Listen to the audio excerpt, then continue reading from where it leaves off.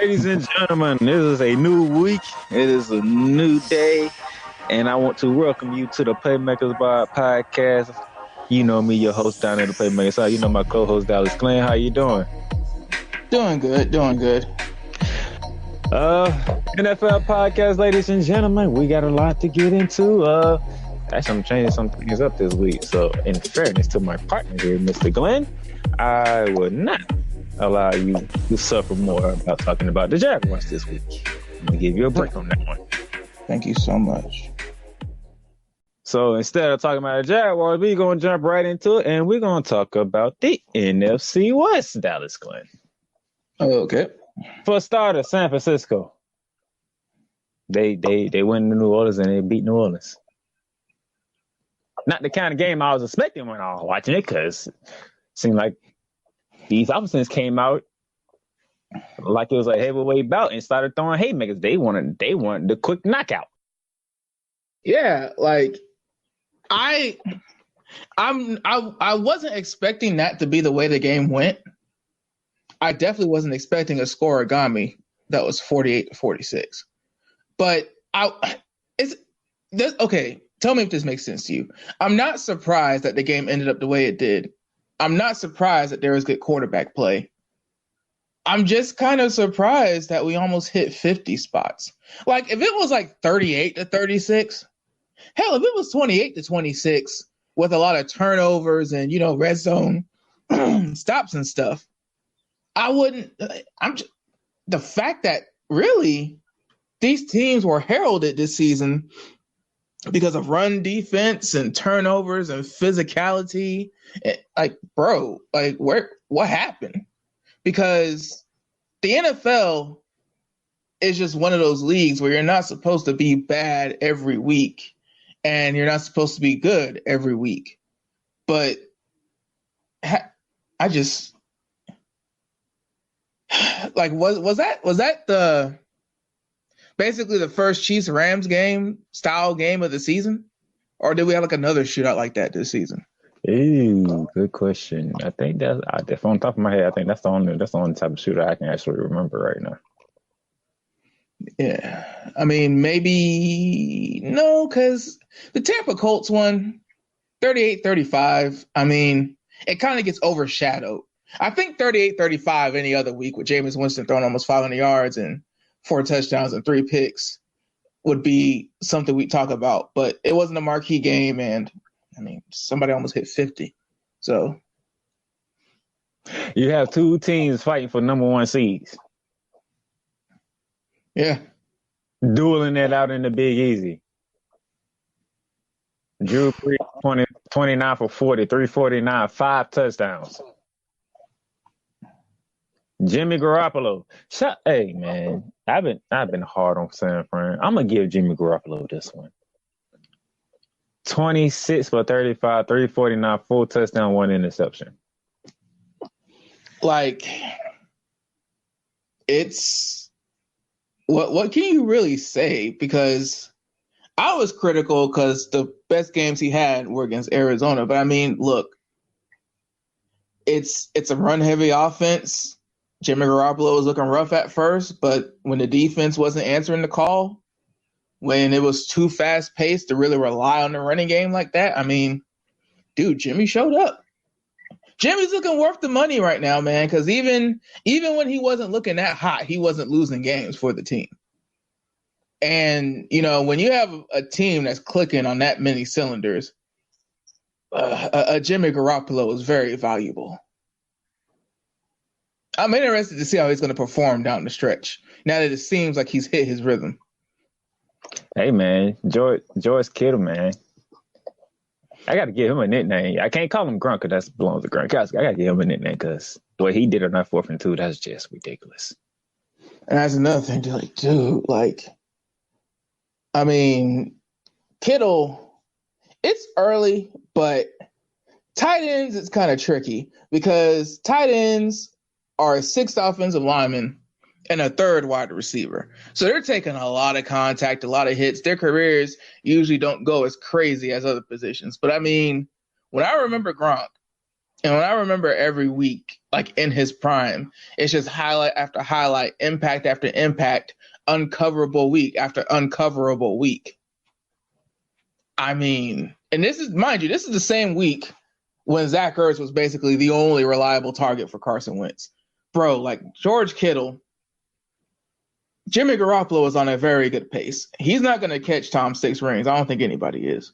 But as far as having that like generational tight end and a coach that's willing to like run the ball and actually make adjustments, like that's going to be interesting to see down the road. They're having a good season this year, but good God, like George Kittle's going to be, he's going to be one of the good ones.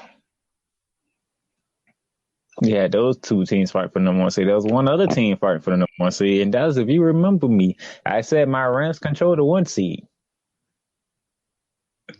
Very narcissistic, but I can understand how you meant it. Still narcissistic, but the Los Angeles Rams split with the Seattle Seahawks in a dominating performance on Sunday Night Football. Now, granted, the Seahawks did lose Rashad Penny about 1 or 2 drives into the game. And Seattle couldn't recover. I mean, Rashad Penny doesn't block, bro. It's called a spade. You lose a back. Chris Carr played. I mean, the offensive line did not pass protect. They did not pass protect. That was Pete Carroll likes to skimp on his offensive line, but man, like, ugh.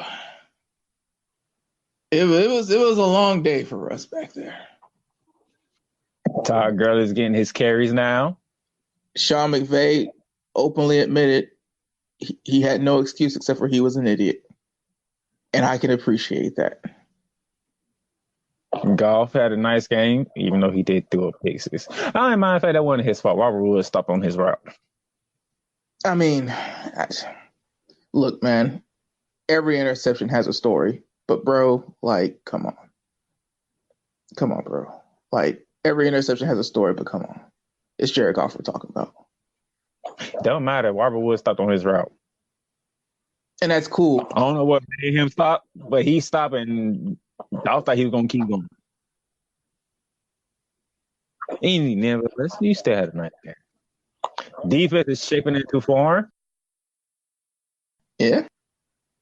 Corey Littleton is holding down the middle linebacker spot, and I'm enjoying every minute of it. I'm just going to say the D-line. It don't even matter who on that D-line. That D-line is getting off. So it should be. I'm worried that it took this long. So right now, San Fran is in the top spot. Thanks to them beating the Saints and thanks to the Rams beating the Seahawks. Those two have another meeting coming up. The San Fran has to play the Rams in 2 weeks. So San Fran has the Seahawks has the Rams in week 16, and they finish off with Seattle on week 17. So you guys are 8-5 now, right? We are 8-5. Let me see the rest of Minnesota's schedule real quick. Because it seems like, let's be honest. This isn't even looking ahead, Darnell. We're talking about the NFC West. We can get this out the way. You guys are going to beat the Cowboys. The way your pass rush is working. That alone, to be honest, because, again, for whatever reason, even though Ezekiel Elliott has really, really good first quarters, even though Ezekiel Elliott has really, really good first halves, for whatever reason, again, maybe Kellen Moore is putting his career in Dak's hands. Maybe Jason Garrett's putting his career in Dak's hands. I don't know why. Ezekiel Elliott is like 5th in the NFL in rushing yards right now, and they take the ball out of his hands like within the second quarter. So let's see. Vikings play the Chargers. Oh, God. Packers and the Bears. So they could finish 10-6. I would predict a 10-6. You guys are going to obviously be 9-5. Then you play the 49ers and the Cardinals. Well, you guys could be 10-6. Who has the tiebreaker in that scenario? Right now, from watching Sunday Night Football, we have the tiebreaker. So that means that, you guys should end up doing business against the Cowboys. Niners, knowing that, we're talking first round bye or playing in a wild card round, they'll probably come to play that game. It's weird that like we're kind of at that weird point now where it's like, is Minnesota beating the Bears in week 17 to clinch a wild card playoff spot and go 11-5 and upset? Like, is it going to be like a huge thing if Kirk Cousins this is the final year of that contract, ain't it? It was actually no. This is his second year. No, I think he got 2 more years on his contract. I think it was a 4-year, fully guaranteed, $84 million. Oh, I thought it was 3. By the way, okay, so like in the second year of that contract, after being in literally the franchise quarterback scenario last season, it's like on one hand he has you competing for the dance, but last year it was ironically the Bears. But that Bears team was different than this Bears team. I mean, Mr. Trubisky's been going off the past couple of weeks, but you're basically talking about Mr. Trubisky, who got a healthy scratch in the middle of a game where it was still a 1-score game, and Kirk Cousins, who has a fully guaranteed contract and is in another scenario where if he wins, he's probably in.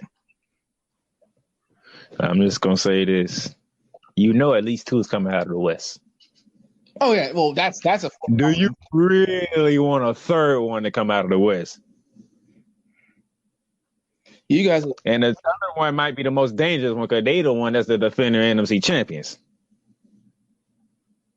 Oh, how quickly your tables turn. But, well, no, I wouldn't be so gleeful and happy because, I mean, even though for whatever reason, New Orleans has been having a hell of a go at it. It's probably because, dude, the Saints season is probably looking so funny and fishy because they're basically the one franchise who had the one owner and the one head coach that basically moaned and complained and whined the entire offseason and got this new pass interference rule put in. I'm not surprised that Saints fans are like talking even more this week. They've only lost 3 games, but Saints fans have been saying something every week when it comes to the officiating. And that doesn't really bother me, but that'd be an interesting rematch in the wild card round, opening up by having to go to New Orleans. Listen to Chris Collinsworth. He said, do you really want this Rams team to get hot now? Is this really the time you want them to start clicking everything together? Because it's almost playoff time. Minnesota, don't screw this up. You got the 6th spot. Hey, Mike Zimmer fired John DeFilippo because he wasn't calling plays or he wanted to call plays. So Mike Zimmer has no excuse. You don't put the ball in Kirk Cousins' hands, and Sean McVay has unfortunately learned, like a lot of new generation coaches have learned, including Kyle Shanahan, passing 60 times a game isn't going to work. It doesn't matter what the analytics and data says. If Sean McVay, whether Todd Gurley turns out 60, 75, or has a beast day and gets 120, as long as he just keeps Todd Gurley and keeps defenses honest, the Rams should be fine. The problem is the Kool-Aid. Just like we're going to talk about in the other podcast, Darnell, these coaches and their Kool-Aid, it can mess up a lot of good things. Hey. So, we're just going to leave it with this. Does the NFC West get 2 or do they get 3 teams in? Because that's the conversation to be continued. Sticking with the same conference, unfortunately. Nobody wants to win the NFC East. And nobody wants to put anybody out their misery. I mean, Eli Manning, the deputy, he had Carson Wentz and them boys dead to rights. One thing I noticed, Darnell, and I haven't watched a lot of Eagles games this year. I'm sure you could guess the many reasons why, but dude, like, the main thing I noticed from the Monday Night Football game, with this being like maybe the second Eagles game I've watched this year, Carson Wentz was under center a lot. He was under center the vast majority of the time. Because the receivers can't catch, I'm assuming that they're not building an offense that's based around them having to catch deep balls, difficult catches. One thing I don't understand from the beginning is you paid Carson Wentz. Why is Carson Wentz under center? You have no running game. Zach Ertz, great receiver, 250-pound wide receiver, not what you'd call an elite blocker. So you have a receiving / flex tight end and an under center pro style offense with no running game. And it takes you overtime to beat the New York Giants. You made Eli Manning look like it was they came out on Monday and said there hasn't been a quarterback decision yet in New York. You might have just saved Eli Manning, and he might scam somebody for $7 million next year to back up and come in relief. He might have. You just might have made Eli Manning have another year in the NFL to coach up some first-round draft pick. Like what? What has Carson Wentz done in the NFL in his entire career to make you think that he is an under center quarterback with no running game and a receiving tight end that can't block? I mean, I'm sure there'll be Eagles fans or whatever, or somebody with a good rebuttal. I hope so, because please tell me, because Eli Manning had them boys looking trash, and they literally had to have a heroic possession from Zach Ertz, and Zach Ertz had to catch the game-winning touchdown. Like, he could not rely on anybody but Zach Ertz. Carson Wentz was putting dimes in there. Alshon Jeffrey done for the season. And that's like, here's the thing. Matter of fact, I didn't even hear from Alshon Jeffrey on Monday night until I just saw him on the cart. Darnell, while we talk about the Cowboys, while we talk about Jason Garrett's job, while we talk about why is Dak getting the ball so much when you just paid Zeke and Dak might not even be there, when we talk about, if you win the division and go to the playoffs, you're picking 26th or worse. If the Eagles usurp you, you're picking 16th or better. No, let's go better. The winner of the NFC East, yeah, you're going to get a home playoff game, but you're going to need to deal with the Seattle Seahawks or you're going to deal with the San Francisco 49ers. No, but this is the point I'm trying to make, Darnell. We talk about the Cowboys so much. And we talk about whose fault is it? Is it Jerry Jones, the owner, Jerry Jones, the general manager, or Jason Garrett, or Dak, or Kellen? Dude, what we're failing to realize is no matter how bad you think the Cowboys are going to get beat if they host the 49ers or the Seahawks, think about how unwatchable that game is going to be if the Eagles win the division. Carson Wentz has nobody to throw to that will actually catch the ball but Zach Ertz. He has no running game. His coach and offensive coordinator are putting him under center. The only weapons he has on that offense is literally his offensive line. And the one guy who is always eligible because he's a tight end. All he has is his offensive line. The defensive backfield is just as bad as it was last year, even though one of the team captains plays safety. Like Fletcher Cox and Brandon Graham, like they can only do so much because they're going to be down 20 very early. Like, if you think the game is going to be unwatchable if the Cowboys win the division, you did not watch that Monday Night Football game. It did not look like there was a 3-win gap between the Eagles and the Giants. It did not look like one team was fighting for a division championship and a playoff berth, and the other one was looking towards next season and figuring out how they're going to offload their Hall of Fame quarterback. Boy, I tell you, the NFC East, boy. I'm just going to put it like this, and Dallas, you're going to laugh. An Eagles fan called me and asked me a question about wrestling while Monday Night Football was on. First of all, I still probably wouldn't have chosen Raw this week over that Monday Night Football game. But my God, an Eagles fan with the playoffs still very much a possibility called to ask you about wrestling this particular week? Oh, God. Imagine the fans in the stadium, because there was booing going into the half. I'm just saying. I called it done weeks ago. Didn't I not call it done, Dallas? That's the thing, though, Darnell. It's not. Because, hold on. The Eagles this week play the Redskins. The Cowboys play you guys. So let's be real. Let's call a spade a spade. The Redskins have their quarterback. Dan Snyder is going to hire a head. He is going to literally cherry pick a head coach who wants to coach Dwayne Haskins. At the same time, though, Geis is on IR. Like, the one thing that was sparking them the past 2 weeks where they were competitive is back hurt. The Eagles, it's Carson Wentz and Zach Ertz versus Dwayne Haskins, Adrian Peterson, and the one rookie wide receiver that they have who's having a very good season. I mean, it'll be competitive, but who are you leaning towards this week? The Eagles catching the win or the Cowboys catching the L? Man, I might flip a coin. That's how bad it is. The Cowboys could very well be 6-8, and the Eagles could get to 500. And granted, it could be for just 1 week because we know they have to meet up. But for 1 week, the Eagles could actually have a respectable 500 record, and the Cowboys would be 2 games under 500.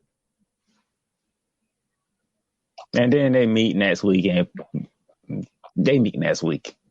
But here's the thing. 2 games under 500, Eagles at 500. Now, granted, the Cowboys will have, they'll be 6-8. If they beat the Eagles, they'll be 7-8. And I think, so it'll balance out because the Eagles will then be 7-8.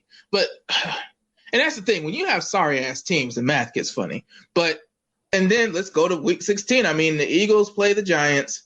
The Cowboys play the Redskins. It's one of those things where it's just... No, that's week 17. Week 16 is them two going at it. My bad. Week 17. So with divisional games, you never know. But the fact that these two play each other the second to last week of the season, then they both have division games. Because if the Cowboys win, I think they clinch the division because even if they both finish 8-8, the Cowboys would have swept the Eagles.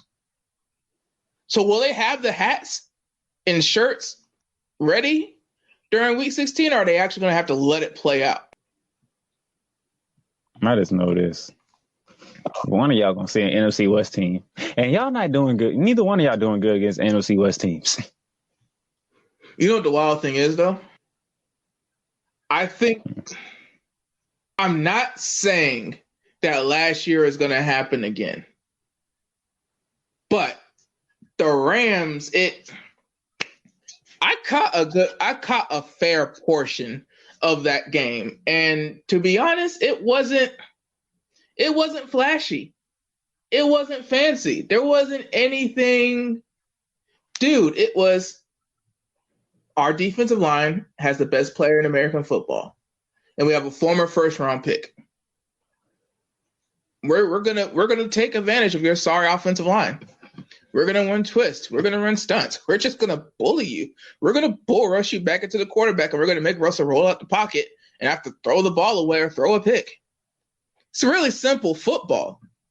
So look, I'm not saying the Cowboys have a chance at hell. All I'm saying is even DeMarcus Lawrence has come out and say, I gotta earn this contract. When the boy who just got paid comes out and says, I gotta start earning my money. $100 million defensive end, the offensive line that the coach who wants to run the ball and play defense for some reason doesn't want to put money into. Everybody has a devil's chance in hell when they have a $100 million defensive end going against a rough offensive line. But yeah, it's still going to be a long week. It's going to be a terrible week. And God forbid. No, don't worry, LC fans. I'm coming right over to New England. 3 for 3, Dallas. You're doing a lot better than T did that one season. Everybody thought y'all were going to go undefeated. 3 for 3. Kansas City walked into Gillette Stadium and walked out victorious. Tom Brady is not happy. I mean, he's getting in the face of Chris Jones, and he don't even care no more. That's how bad it is. You know, it's weird because, I don't think people understand that the Patriots are a different team every year. Of course, the media is happy because you got Deshaun Watson, Lamar Jackson, and Patrick Mahomes. You got 3 different quarterbacks, young quarterbacks that beat Brady. I mean, the Ravens are a complete team, but you got the Texans and the Chiefs, where it's like you wonder about those defenses. You thought that the Patriots if they were going to lose, they were going to be shootouts. You thought that there was no way that these defenses could corral Tom Brady and that everybody was just going to have to get that one extra punt. But no, like, I understand why the media is happy. I understand why the media is blowing this up. I understand why the media is jumping on this and the Spygate 2 thing. But, dude, like, some years the Patriots are a pound the rock, eat the clock, play defense team. Some years the Patriots are a Star Wars, light them up, balls everywhere team. Other years they just dink and dunk you straight to the 9th level of the inferno. This year, this is what a defensive team looks like, Darnell. This is what a defensive team that's a 42-year-old quarterback and an offense that can't do anything looks like. Like when the Patriots are playing historic defense and the offense was in the press conference and in the locker room looking pissed off like they just got blown out. What did you think they were frustrated and pissed off for? This is a team that knows exactly what it is, and they knew it early. They weren't in denial like the 2017 Jaguars, 2017 Vikings, 2018 Bears, the Bills. They weren't in denial. They knew exactly what was up, and they knew late in the season, it was probably going to come back to bite them. Now, Belichick, because, Brady's looking 42, and Julian Edelman is leading the league in drops, and Sony Michel, I hate to say it, but because he was drafted in the 1st round and not the 4th, it's looking like a bust. I mean, now Belichick has to coach them boys up on defense because it's about to be a long winter. It's about to be a long winter. It's about to be a lot of ugly games.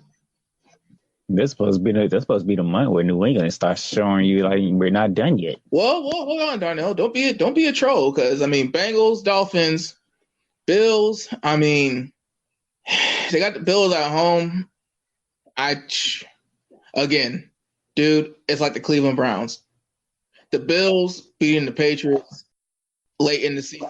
That might be for the division. But that's what I mean. Like, dude, listen to me. Before we act like our lovely guest co-host from the preseason, let's be fair here. Let's be honest. This is the AFC East we're talking about. These are the Buffalo Bills. This is one of those I'll believe it when I see it sort of things. Now look, the Bengals, they're the Bengals. Now the Bengals, even though the game was in Cleveland and the Patriots got clearance in Cleveland, the Bengals want to seriously sit here and act like anybody in the NFL, but especially a team that's defense was set for a historic pace. Needs to catch their signals and dude, whatever. Chalk that up 11-3. The Bills game, no. That's going to be interesting. They're at least going to catch 2 of the last 3. It's the Dolphins, and, the jig is up at this point, okay? Whether you were tanking for Tua or not, or whether you were tanking for Burrow or not, look, the jig is up. It's week 15. Nobody cares anymore. Do what you need to do. Put Josh Rosen back in if you need to. Let Ryan Fitzpatrick ride off into the sunset to his next team or something, but that's 2 of the last 3 right there, whether they play good defense, good offense, or punt the whole game. Those are 2 wins right there. They're going to make the playoffs. The problem is this going to be the first year in forever where we see the Patriots playing that first weekend in January? Oh, lo and behold, the Titans are coming for the division crown. That damn right. And you know it's bad. Ryan Tannehill threw a pick and made the tackle. And it wasn't just no ordinary tackle. He literally drilled a big defensive lineman who made the pick. I feel like Ryan Tannehill is Mike Vrabel's quarterback.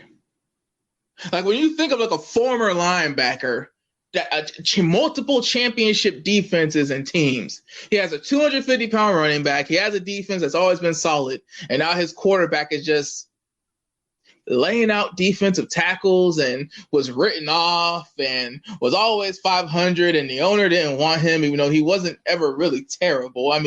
They keep giving Matt Stafford chances in Detroit, but it's just a free agent quarterback that was the franchise quarterback of a franchise that gave up on him. I just feel like that is a defensive head coach's dream. I don't want a guy I have to coach up and develop. I want a guy who knows how to do it. I'm going to give him every tool in the shed, and I just want him to make me a nice, smooth table. And right now, that's what Ryan Tannehill is doing. The numbers look great. The games look great. But, I mean, bro, like, Derrick Henry second in the NFL in rushing yards. Taylor Lewan's one of the best left tackles in the NFL, protecting his blind side. But no, he's left-handed, his front side. Like, it really makes you wonder, like, damn, was Marcus Mariota really that bad? Because sometimes you put a new quarterback in, you get a spark. But this ain't that. Everybody knew Tennessee knew what they were doing when they signed Ryan Tannehill, or acquired Ryan Tannehill, however they got him. But this is the same roster that's been there since week one. And the team just looks different. Pretty much the same roster from last year. Exactly. Like, bro, like, when you asked me in week 2, and this is why I got upset when you waited to week 2 because you forgot to ask in the preseason. I was upset because Jacoby Brissett wasn't looking hot. The Texans, they were looking human. We were 0-2. The Texans got beat by the Denver Broncos. But no, listen, that's why, like, bro, like, when you asked me in week 2, for better or for worse, the only complete team in the division, see, you had questions about J.J. Watt's health. You had questions about Jadeveon Clowney not being there. You had questions about the protection because Larry Tunsil never won a thing in his life. You looked at the Jaguars, and you looked at the Colts, and Andrew Luck retired 2 weeks before the season, and Frank Reich had to basically turn into a smash mouth team, like, overnight. The sad thing with the AFC South is the AFC South always does this. They win the games they're not supposed to win, lose the games they're supposed to win, and then you look down, and there's always a race between first and second for the division. Now, the crazy thing is, I think Rex Ryan was like, if the Titans make the playoffs, they might be dangerous. First of all, nobody from the AFC South is going to be dangerous if they make the playoffs this year. Nobody. Like, I think the Texans are just a regular season team. And Deshaun Watson's going to be really, really good. He's going to be a great one. It's just, bro, like, I don't know what it is with the Texans. I just have that feeling. Like, Drew Lock just now started playing, Darnell.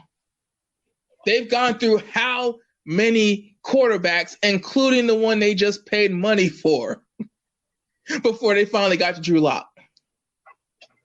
And you lose to that. When you're in the running, hold on. 22 for 27. 309, 3 touchdowns. Darnell, you're fighting to win the division and host a home playoff game. You might be going against, God forbid, either the Bills or the Patriots in the first round of the NFL playoffs. And you're getting beat by a guy who could not start, who could not compete until week 14. You just what? And I'm matter of fact, this was on the road. This was in Houston, by the way. I'm a fan of a team in the division. I see this division. I see these teams all the time, and I'm telling everybody, Tennessee, from top to bottom, especially now that Ryan Tannehill is starting, is probably the most complete roster in the division. But even if they win, they're not gonna win. If the Tennessee Titans were to beat the Houston Texans, after the Houston Texans pretty much were either tied for first or in first the entirety of the season, if the Tennessee Titans were to come from the bottom of the division and go all the way to the first of the division, of course Rex Ryan's going to say that they have a chance. Tennessee Titans play Rex Ryan football, but it's just, you have the possibility of the Texans who can never put together that streak, the Texans who can never win that game, the Texans who can never show up when it truly matters. and the Titans, who went from worst to first, and beat the Texans, who are supposed to be one of the best teams in the NFL the entire season. My God, wild card weekend is gonna suck. They're probably gonna put Cowboys, Seahawks, and Texas Bills on that first Saturday just to get them over with.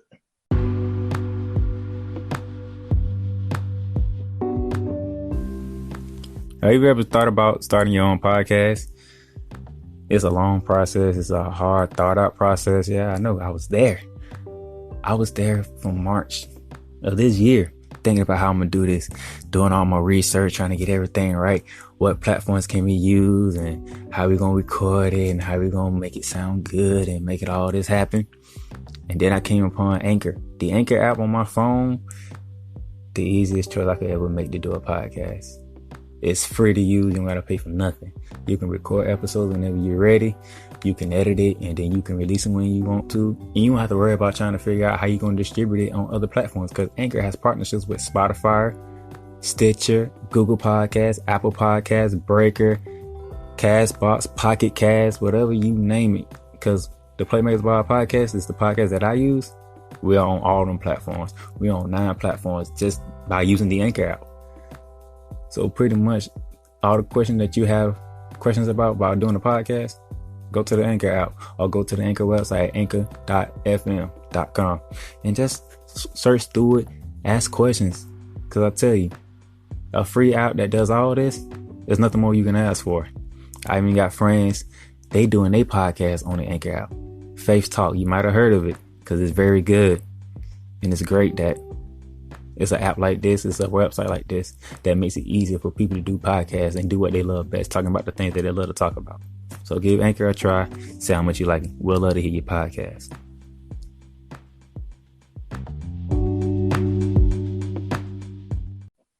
A team that most likely won't be playing the first week of the wild card will be the Baltimore Ravens. That's highly likely.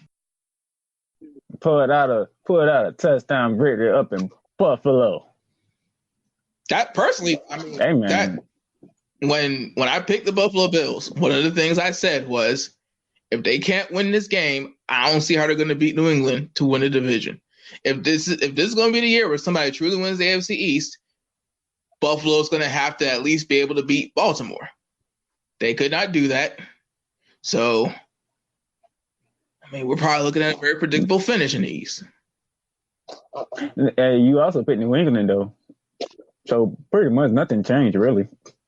No, something did change because New England and having their struggles, you're not thinking they were going to be a 15-win, 14-2 team and being right. I mean, at the end of the day, numbers and standings are facts. This is true. The positioning is true. But, dude, you're talking about Bill Belichick hosting a game at home with the first round bye on the line against Josh Allen. Because Frank Gore, God bless him, legend, stat churner, stat patter. Frank Gore is not going to be the factor in that game. Montgomery is not going to be, Singletary is not going to be the factor in that game. Josh Allen is going to have to win that game. And that's not going to happen. You got 2 more weeks to wait for that one. We'll see where they are by the time we get to week 17. Because, I mean, what was the X factor in the Ravens-Bills game? Honestly, I think, Lamar threw 3 touchdowns, so. But, I mean, what did Josh Allen do? The Josh Allen was 146, 1 touchdown. Well, damn, how much did they rush for? Let me go to the box score real quick. Because 146, 1 touchdown, they better have rushed for like 180 yards combined. No, 140. 104. What was the final score? 24-17. God, that's a lot of field goals. So wait, how many rushing touchdowns did they score? 1? They got one touchdown in the air. Matter of fact, where the other one come from? The other one might came from special team. Yeah, bro. That was the game where, to be honest, even in a loss, that was supposed to be the game where Josh Allen said, "I'm the first round pick." It may not be pretty. I may not be top 5 in my generation when it's all said and done, but I'm the first round pick. I have a defense. I have a veteran running back and a rising rookie running back. I'm going to make something shake. He didn't. Actually, no. I take that back. They went for 2 when they scored a touchdown, and all the rest of their punts was field goals. I mean, bro, that was the game. That was the game. A very even game. Yeah, 7 points from each squad for 300 yards. Jeez. But, man, at the end of the day, Lamar had 3 touchdowns through the air. Yep, 3 touchdowns through the air. And I'm pretty sure they probably went to tight ends, too. Hayden Hurst won. Willis Snead caught one. 2 tight ends and 1 receiver. Go figure. But listen, though.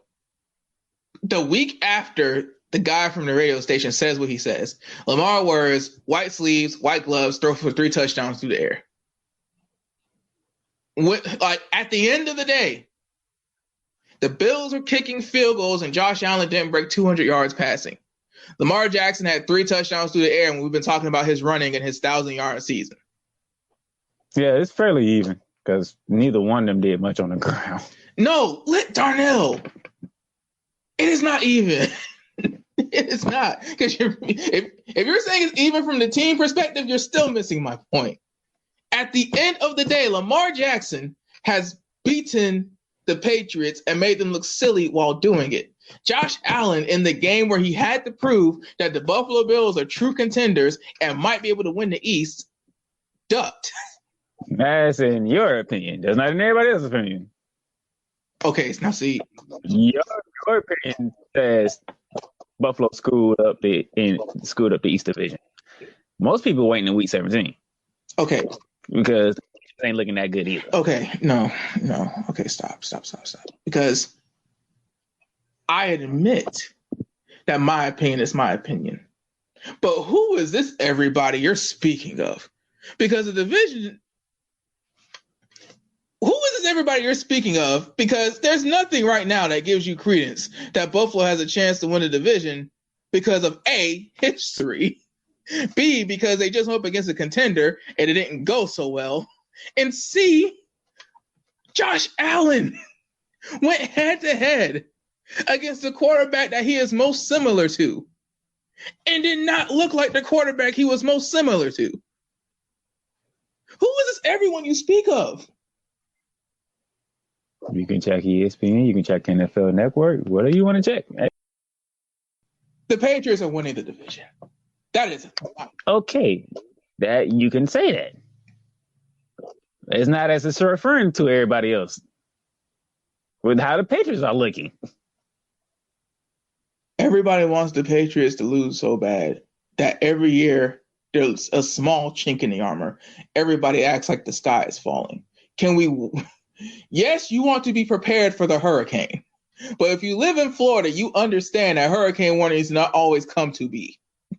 Can we at least wait until it hits Miami before we start worrying? Your point might be valid at the end of this week. I'm gonna put it like that. Well, and speaking of this week, I'm not gonna spend too much time. The Baltimore Ravens are going to use the New York Jets. That's all you need to know. Oh, I thought we were just going to go skip straight to the Steelers game. But, well, I mean, God bless you for being a good journalist and being objective because I wouldn't have said nothing. Hey, but, even though they're not about to win this game, the Jets being this close to 500, if the Jets end up salvaging a 7-9 season, hell, if the Jets go 6-10, first of all, as a Jaguars fan, I'm going to be extremely ashamed. But I wonder if 6-10 or 7-9 is enough for Adam Gase to have that good old, it was his first year. Because I did not think they were going to win 5 games, let alone maybe have a shot for 7-9. Chicago Bears are at the Green Bay Packers. I think you have to go with the safe pick and go Green Bay because at this time of year, whether analytics people and fantasy football players like it or not, this time of year, you got to be able to run the ball. Not toss it out the backfield, not run screens and swing pass. You have to be able to run the ball. Aaron Jones just had a 134-yard game. Green Bay was actually running it pretty decent when the season first started, so they know how to do it. Matt Nagy, God bless him, because it's been working a little bit better the past couple weeks, but Matt Nagy refuses to take the ball at you know what he's now? He's using his quarterback as the running game. That's the thing. Now, what does that say about Tariq Cohen and his rookie? Because you keep talking about, and everybody keeps talking about how good this little running back is. So is it something that we're not seeing in practice that we don't know about? Or is Matt Nagy just literally, is he really a Chip Kelly in disguise? Is he a Dirk Cutter in disguise? Is he, at one point, it looked like he was trying to save his job by benching Trubisky. Now it looks like he's trying to use Trubisky to save his job. The last two games, Montgomery should have had 100 yards rushing because he was doing work. He was averaging 4 or 5 yards a carry. Now we're going to put him in Trubisky's hand. Lucky for them, they won. I know Matt Nagy is a young dude because a young dude in coaching is anybody under 50. But what is with these – I just want to know when and how Kyle Shanahan learned the lesson he apparently learned during the offseason that Sean McVay took 12 weeks to learn and Matt Nagy still hasn't learned. I just want to know how did Sean McVay get to his realization? How did Kyle Shanahan get to his realization? He talked to his daddy over the offseason. He's like, I did get a running back in the Hall of Fame in 6 seasons, son. You might want to listen to me. Like, exactly. Knock. Somebody give me the answer. But it baffles me, Darnell. You're in the playoff hunt, and the same quarterback that's looking like Blake Bortles North, you're making him the running game? What is this? I'm picking Green Bay. I'm picking Green Bay. I just don't know what's going on in Chicago. And then God bless Khalil Mack. They are scheming the hell out of him. I don't know how the Bears have rebounded back this much. I honestly don't, because well, that happens when you play Detroit Lions on Thanksgiving and you come back and you play the Cowboys. But even still, Darnell, the Bears weren't looking like – the Bears look like a bottom-tier, middle-of-the-pack team in the NFL. They look like they should be ranked 19th or 20th overall in the power. I'm going to say it like this. The bottom would have fell over to Chicago, but they would have lost to a third-string quarterback in Detroit. And it would have been on Thanksgiving at the same time.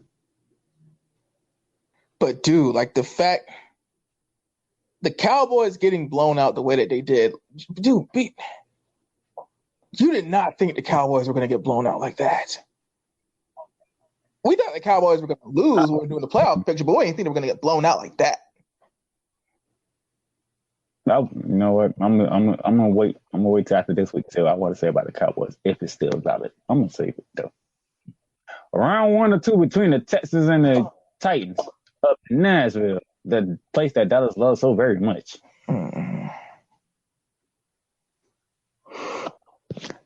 Somebody gonna control this division for probably a week or two. The crazy thing is, I mean, after you lose to the Broncos at home to a rookie quarterback that could not crack the starting lineup until the week before, and that was for a reason. It was for a reason, not because of injury. You just lost the game you were supposed to win. Now can you go on the road to the division opponent that's hot and whose quarterback has only lost 1 game as a starter? Like, it's a tricky game to pick because this is a classic AFC South game. This is the Texans doing what the Texans do. Tennessee wins this game. They're in the 4th seed at least for a week, right? Mm-hmm. Okay, Darnell, help me out real quick. Humor me. One coach was an inside linebacker for those Belichick defenses in the early 2000s. Another one is a Belichick coaching disciple. I honestly feel like even though Tennessee has the better defense on paper at safety and at corner, I feel like coaching is going to be the X factor for this game. Which one do you actually trust more to put his players in the best position and not try to hero coach? No stupid challenges. No going for 2 with like 2 possessions worth of time left in the game. Who is the coaching X factor? In that case, I actually hate to say this. In that case, it is Bill O'Brien. Well, I'll go Texans then. Because I honestly think this is going to come down to both teams. This game is going to look competitive if you're not watching it. But I feel like this game is just going to be one of those games where it's like you could just tell like none of these teams are winning the Super Bowl. Neither of these teams are going to beat Mike Tomlin if Mike Tomlin falls in ass first. None of these teams are going to beat the Patriots if they figure it out on offense. I just feel like it's going to be that type of game. But if you think Bill O'Brien's going to be the better coach, then I'll pick the Texans. That's what it's going to come down to, bro. Because when you really look at it, Ryan Tannehill is not supposed to beat Deshaun Watson.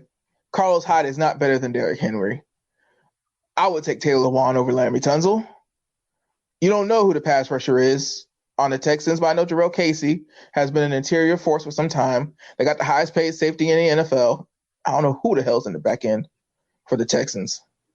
I mean, Tennessee's got a good punter. Texans have the Jaguars' former punter who we cut for a reason. I mean, it's...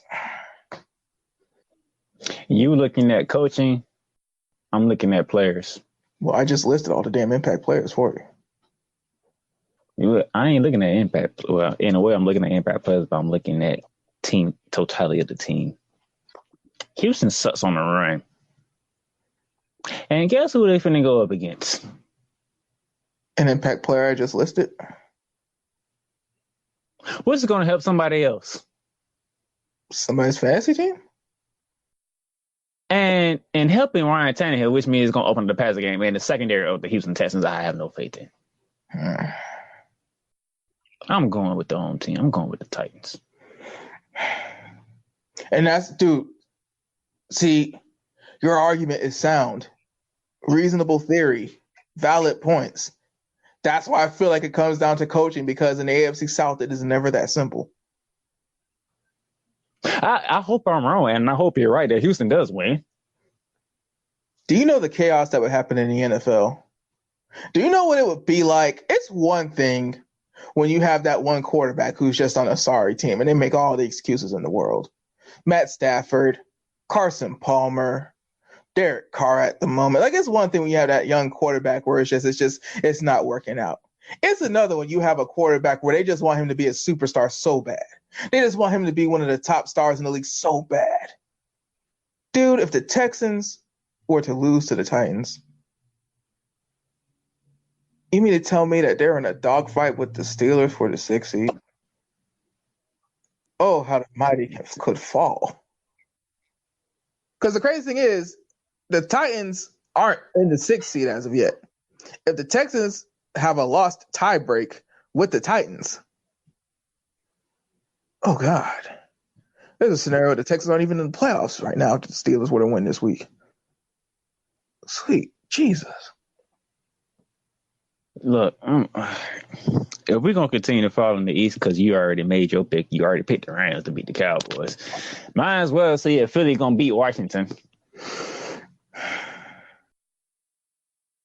I mean, it's really a matter of how much do they let Dwayne. Here's the problem with the Washington Redskins. They have their quarterback. Because, again, Dan Snyder is going to cherry pick a coach that wants to coach Dwayne Haskins. Dan Snyder is not going to hire a coach that is going to use the first-round pick on a quarterback. Anybody who follows the NFL in general know how Dan Snyder works. Redskins fans know I'm telling the truth for a fact. That being said, you don't need to tank. Are they going to let Dwayne Haskins loose, good or bad? Are they going to try to play some weird kind of conservative, we don't want to lose, but we kind of sort of want to win ball? Because the Eagles were getting toasted by the Giants in the first half of the Monday Night Football game. I actually think the Redskins are a better team than the Giants right now. I picked the Eagles, but I mean, dude, if you're not tanking, you might as well just let your quarterback go off. Like, call his number 40 times and see what happens. Hell, Bruce Arians, his first year back in coaching is letting Jameis just do what Jameis does. And right now, I couldn't even believe it when I looked at the records. I think the Buccaneers are like one game under 500 right now. And Jameis is leading the league in interceptions. And it has lost Mike Evans for the season. But they have Godwin, who came out of nowhere. Now Godwin's going to get even more targets, and God bless O.J. Howard. He might get some targets now, too. It's crazy to think they have a passing weapon they haven't even used all season of O.J. Howard. That's about to get targets now.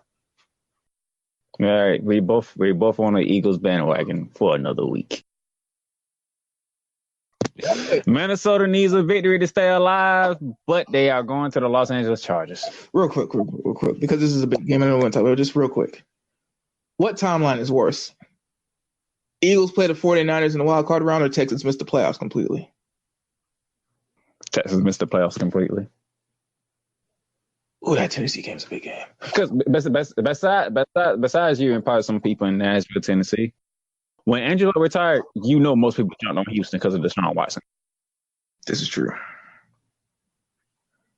And you've been in first place this whole entire time battling with the Colts. The Colts have fallen off the map, and all of a sudden the Titans gonna take the division. Big fella. It's not looking good. Yeah, because the Colts play the Saints this week, so they're done. It's a wrap for them. So, well, yeah. Damn. So what are you saying about the Rams or the Vikings or whatever? You already made your pick. You already made your pick between the Rams and the Cowboys. Oh. But Minnesota's fighting to keep that sixth spot. They're going to Los Angeles to take on the other Los Angeles team. Ew.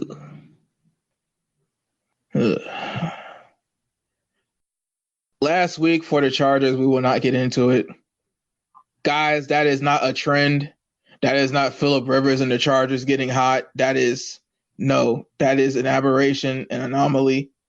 It will not happen again. You have to assume that the Chargers are going to go back to being the lose by one touchdown Chargers. That being said, this is still Kirk Cousins we're talking about, Darnell. If the Chargers fall back to earth, where Keenan Allen is the only one able to catch it, you got Hunter Henry, Keenan Allen, Austin Eckler as the third wide receiver. I mean, good God. See, here's the good and the bad news.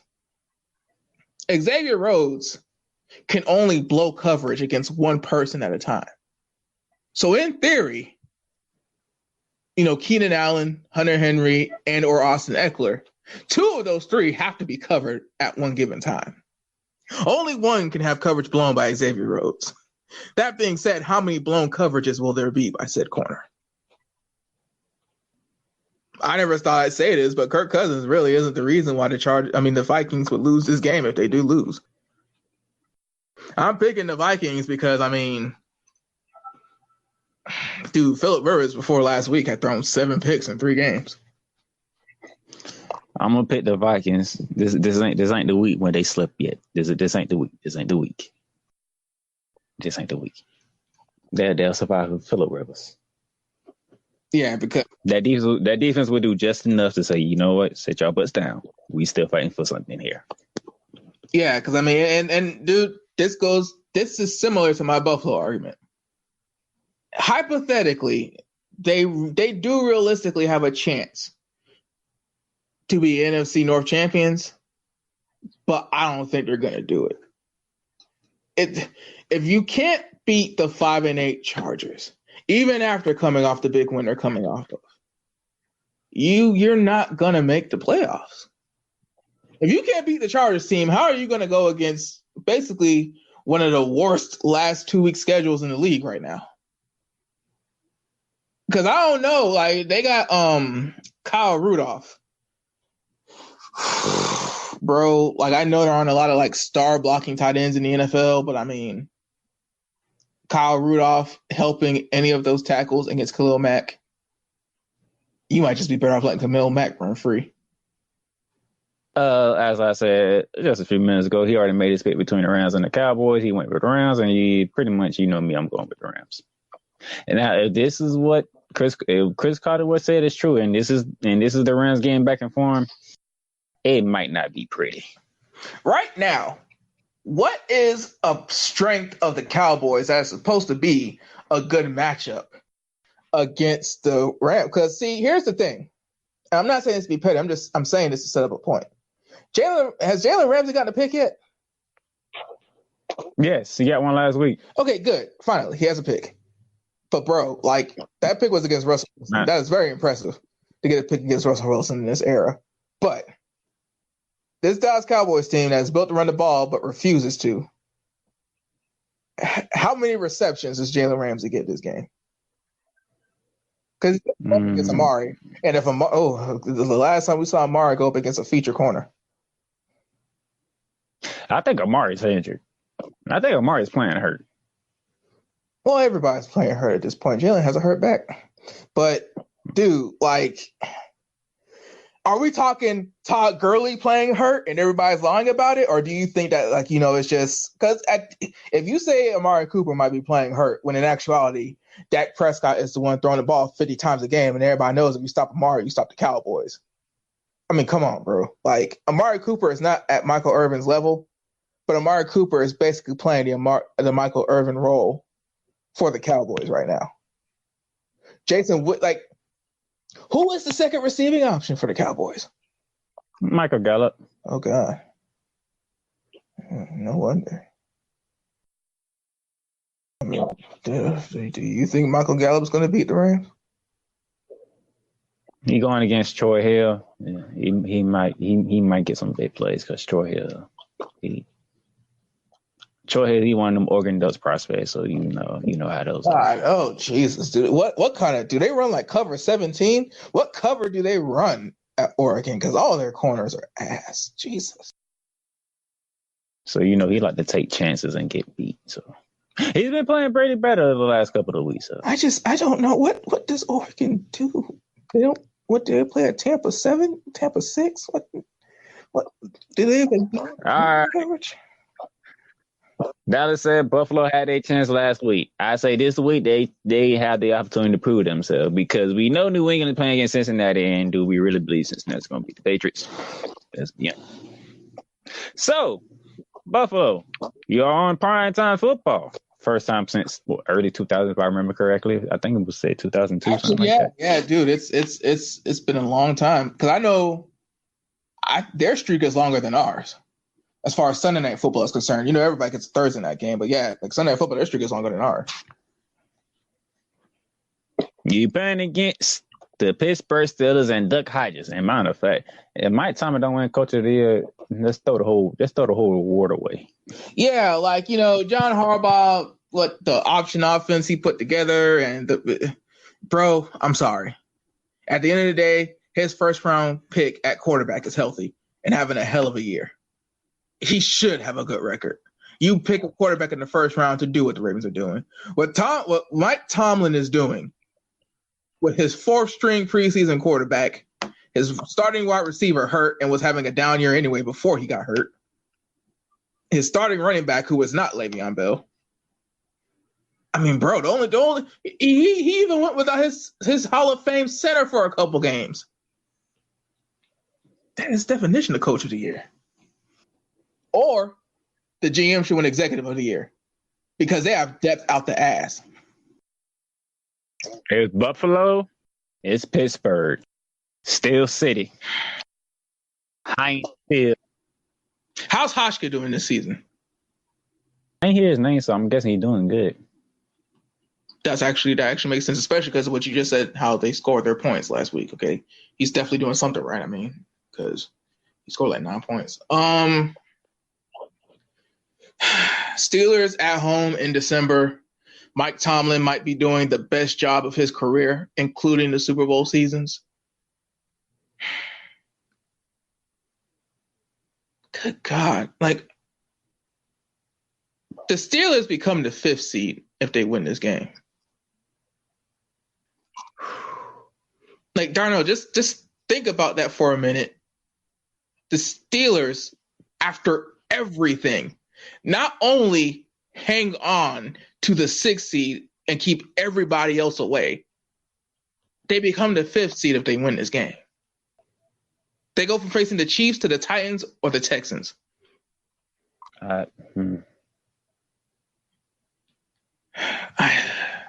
Because see, we forget. Yes, they're on their fourth string quarterback. Yes, Juju Smith-Schuster has not adapted well to coverage rolling over to him. But dude, T.J. Watt, Michael Fitzpatrick, Joe Hayden.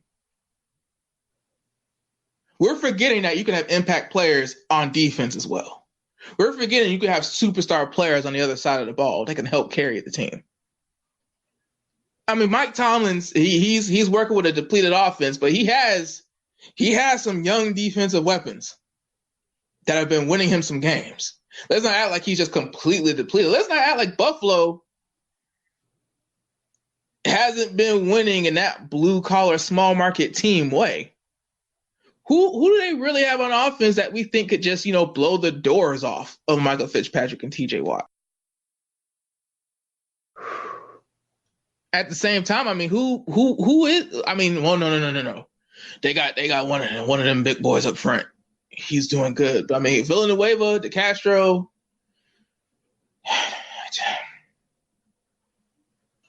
Pittsburgh did a great job of containing Kyler Murray. Yeah, like that game, actually every game Pittsburgh has played, that game was supposed to be one of those games where Kyler Murray might have, found that fourth win or at least had a better game statistically. Because right now, I mean, I think Josh Jacobs is pretty much offensive rookie of the year.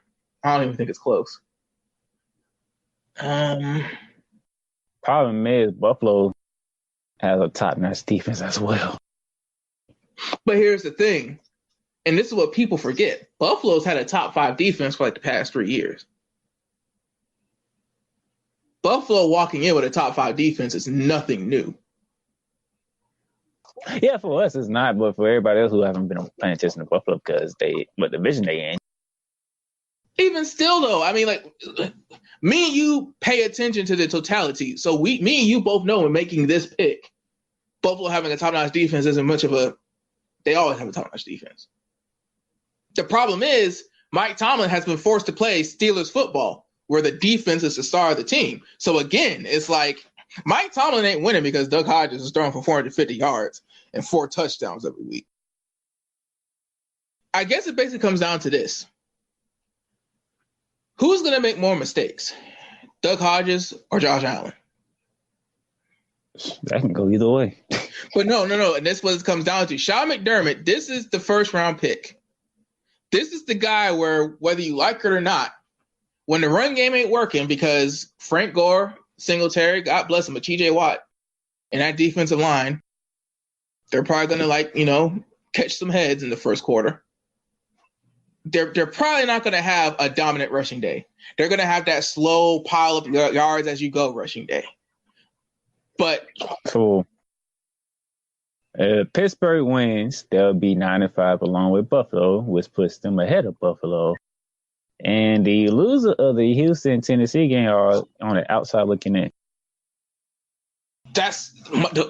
We know that the Steelers are winning because of coaching and defense. Coaching and defense. This is one of the few examples in the NFL where coaching truly is making the difference. And you can give credit to the GM too, because this is a hell of a lot of depth on the roster. But coaching, defense. With the Buffalo Bills, they've always had this defense, but something is clearly working more this season. Something is just happening this season that's different. Maybe it was the schedule. Maybe Josh Allen had better games here and there. Maybe they just got in field goal position more this year than last year. But I'm a roll with Steel City. I'm a roll with Pittsburgh too, because see, if Pittsburgh wins this game, you have to just respect them for what they are. If Pittsburgh wins this game and goes into the 5th seed, we have to stop looking at Pittsburgh like that ragtag team that's just getting it done. If Pittsburgh wins this game, we have to start looking at Pittsburgh for coaching and defense, just like back in the day. Man, look here. I know about Jacoby Brissett. I know about Marlon Mack. I know about all these guys. Saints by 20. Y'all going against the Saints in the dome where they just got done getting beat by the Saints as well. Saints by 20. There you go, Saints. And they will be eliminated from playoff contention because even if the Texans or Titans lose, the Colts are going to be 2 games behind with 2 weeks to go. One of those games will be against the Jaguars, but still, I think the only way they'll be able to get in is through winning the division. And never mind. Yeah, no, they'll be eliminated because one of those teams will have 9 wins. So yeah, Colts are probably gonna be eliminated this week. With that being said, we covered everything we need to cover for this week 15 of the season. We are getting closer to the end, and it's about to be playoff time. So do you think if you guys end up making the playoff programs, what will have been the X factor? Will it have been your GM wheeling and dealing and getting it done, or will it have been Sean McVay realizing something? Because truth be told, I don't think it's the players on the field. I don't think it's Jared Goff getting hot and stepping up. I don't think Todd Gurley has really been having those Todd Gurley games. I think he's just been keeping defenses honest. What do you think will have been the reason you guys come back and make the playoffs if you do make the playoffs? It would be the fact that Todd Gurley is keeping defense honest. Sean McVay is sticking to this running game. Is it Sean McVay's youth as a head coach, or did he just honestly think Jared Goff is ready to take that next step when he was taking the ball out of Gurley's hands? Actually, to be honest, you was right. Todd Gurley was not healthy. Oh. And they didn't want to take no chances on that. What was said? Because I'm not aware. Did they actually admit that? If you actually pay attention to the Rams games now, notice Todd Gurley was getting the ball when they played Chicago. More time of possession, defense getting more rest. Against Seahawks, Todd Gurley got the ball 23 times. More time of possessions, more rest for the defense. You help your defense because you know you got to stop defense. Don't let them be on the field too much because eventually they're going to get tired. We don't have to dominate the time possession, but as long as it's close or even, Aaron Donald and the crew can do their thing. What do you think is going to happen with Todd Gurley's contract next season? Measure me next season. Ain't nothing. He got a contract extension for 5 years, so we going to keep him for these years. Are you sure? Unless something catastrophic happens, that's the only thing I can think of. But other than that, no. Todd Gurley is the running back. Do you think he's actually going to hold up? Because it's one thing if you do it now during a playoff chase. It's another if you actually make the playoffs. Those are extra weeks on the body you don't prepare for when you get drafted. But the thing is, we haven't been using them for the first 12 weeks. But there was a reason for that. I mean, Darnell, come on. Listen to the sentence you just said. The first 12 weeks. The franchise feature back. We'll see when we play Dallas how they look. And actually, we'll see how Ezekiel looks too, because numbers are looking good, but what I don't understand is how the hell is Ezekiel Elliott top 5 in the NFL in rushing this season when they take the ball out of his hands after the first half? Ezekiel Elliott and Leonard Fournette, both 4th overall picks, both on teams that know good and damn well they need to stop putting the ball in the quarterback's hands. Both have great numbers on paper, but you're just trying to figure out how the hell and what the hell. And that's how we're going to leave y'all with that question. So, you already know Apple Podcasts, Google Podcasts, Spotify, Stitcher, iHeartRadio.